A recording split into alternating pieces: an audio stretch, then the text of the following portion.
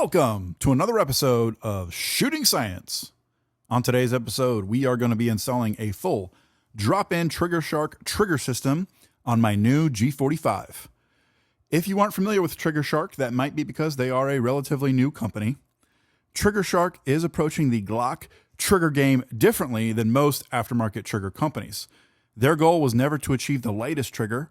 Their goal was to create the most reliable trigger that would mimic the functionality and reliability that Glock already had, but also deliver the improvements that people wanted for their everyday carry Glock. That meant minimize take-up and maximize smoothness, while also delivering a consistent and crisp break every time.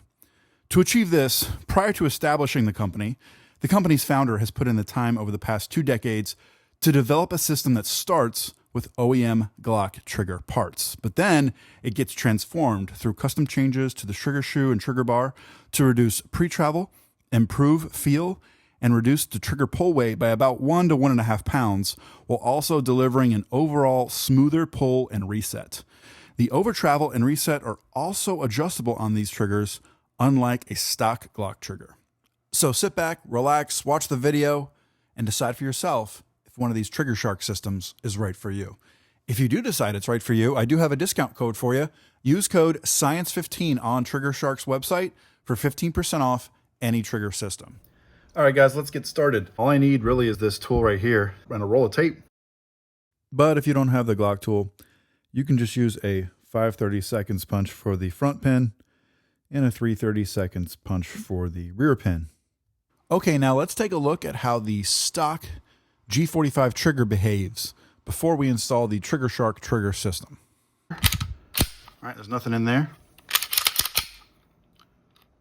There's the take up, kind of a spongy wall and then a break.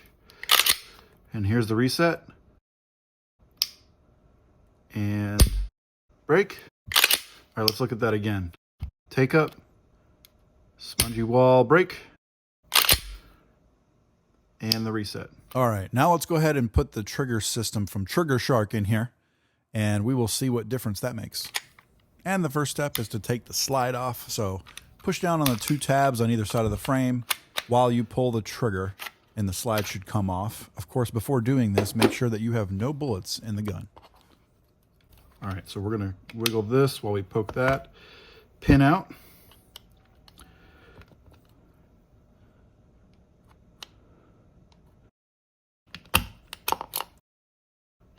Came out nice and easy. All right, and then we want to push this pin out as well to get the back of the trigger assembly out. All right, and there are the 2 pins right there. So now we can get a screwdriver and remove the locking block here. There it goes.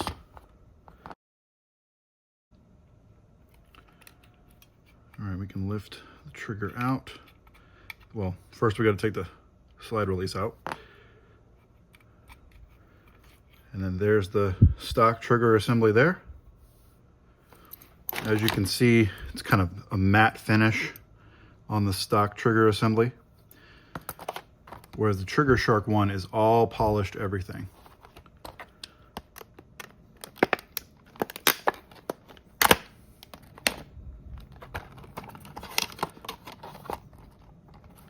Now, these are adjustable triggers.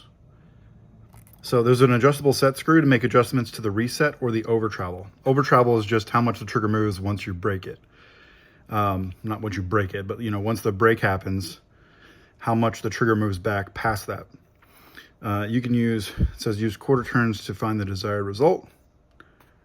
And if you find the trigger is not breaking, you've gone too far, back it out 1/4 turn. So it says the OEM shoe is lasered for a combat-ready feel with multiple enhancements for improved performance, including a slight trimming of the safety tab for a better feel. And then now you have the OEM trigger system you trust with the enhancements to improve its performance for all applications. All right, warning, the pre-travel is set with the set screw to ensure the safety engages. Any tampering could result in the safety not working properly, so you do not want to mess with that screw. Just adjust the screw that adjusts the reset and the over travel.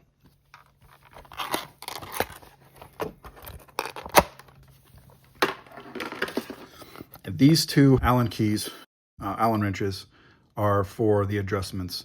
One of them you're really not going to use because you don't want to mess with that screw right there. Don't touch that. It's already preset. The screw that you can play with is this one back here. For me, I'm not going to mess with either one. I'm just going to leave them as is and drop it right into the pistol. And we'll see what it's like out of the box. But check it out. All of these components are fully polished OEM Glock parts that have been modified to make the trigger smoother, but still retain a nice heavy-ish feel. A little bit lighter than stock. They use minus connectors at Trigger Shark to give you a slightly lighter trigger pull, but it should be good for carrying every day. That's the name of the game, is full reliability. This is not really designed to be a competition trigger, although you could easily compete with this. It's more designed to be a better OEM feeling trigger. So to put it in, it's really simple. Just drop it in like so. You may have to push in on this, squeeze this a little bit. You do. So let me show you that again. To drop it in the back of here, you have to squeeze on this to get it to drop in there. And then it just clicks in. Make sure that that hole is lined up so that you can get the pin all the way through there. All right, so we're gonna put the slide release in first. Make sure it's the correct way. So these tabs need to be facing down. If you've got it like this, like I just had it, you've got it the wrong way. There you go. It should fall right into place. It should hug both sides of the trigger shoe up there, and the hole should remain clear. Next, we're going to put the locking block on. Hole is still clear, and now we're ready for pins. I like to just put them in by hand first. That went in nice and easy by hand. And then I'll straighten that up and make it flush afterwards.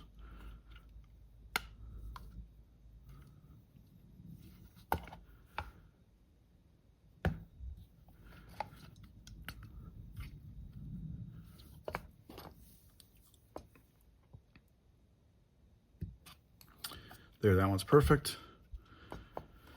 And then you can push on this lightly with the tape covering the hole on the other side so that you don't go all the way through. And it should just click in like that. Now the trigger's fully installed. Let's go ahead and get the slide back on and test it out.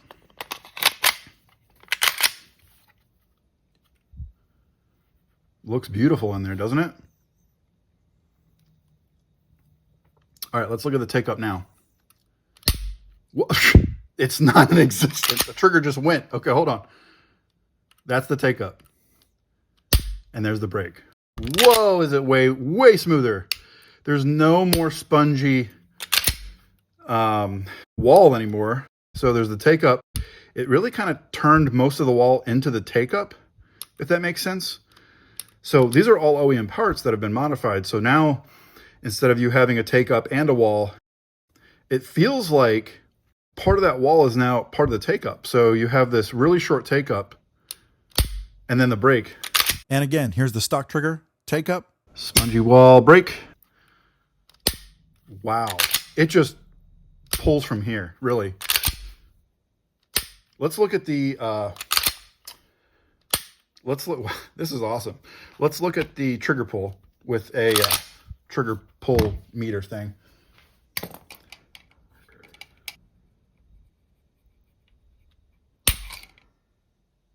Right at 5 pounds. Try that again.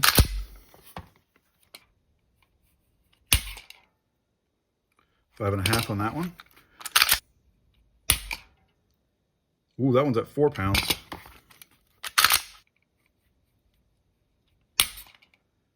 £4.